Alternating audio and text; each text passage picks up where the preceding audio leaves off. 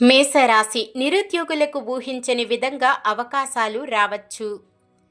వృషభ రాశి మీ ఊహలను నిజము చేసుకునే అవకాశాలు దక్కుతాయి. మిథున రాశి ఆప్తుల నుంచి అందిన సమాచారం ఊరట కలిగిస్తుంది. కర్కాటక రాశి విద్యార్థులు ఆశించిన విధంగా ఫలితాలు దక్కించుకుంటారు. సింహరాశి విచిత్రమైన సంఘటనలు ఎదురు కావచ్చు.